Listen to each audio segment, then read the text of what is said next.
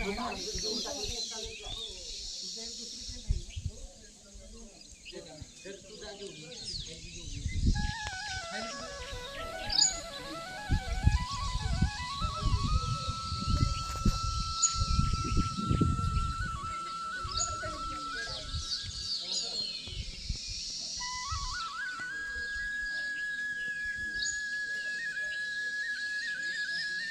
येतो समोर येतो एकच मिनिट. चालू आहे. सर्वांची ते घरं आपल्याला शासनाकडून काहीतरी आलं पाहिजे.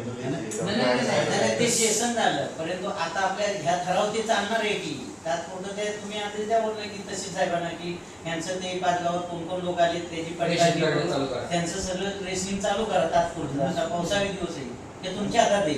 माझ्या हातात आहे पण आपलं जे निवेदन आहे ना त्याच्यावर आपण पाठवले त्याच्यावर वरून काय आलंच नाही. येतील की उत्तर आपल्याला काय याचं ते उत्तर तेच येणार आहे. आता पावसाचे दिवस आणि आम्ही काय आता परत जाणार नाही. म्हणजे आमचं थोडंफार इथं जाऊन आणि रेशनिंग वगैरे चालू झालं. 8 महिने रेशनिंग नाही आता आम्हाला तिकडे पण नाही भेटत इकडे पण काय नाही. ते नाही ते फोटो घेतो.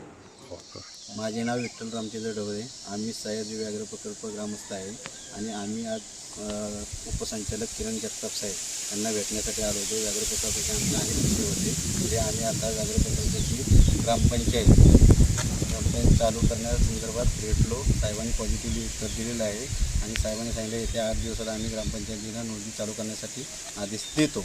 वरील स्तरावरती बैठक चालू आहे. बैठक झाल्यानंतर आम्ही 8 दिवसामध्ये ग्रामपंचायत चालू करण्यासाठी आदेश देतो.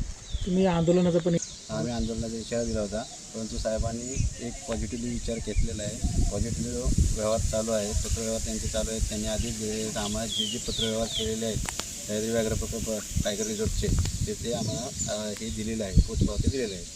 साहेबांनी 2 वेळा आदेश मंत्रालयात पाठवलेले आहेत.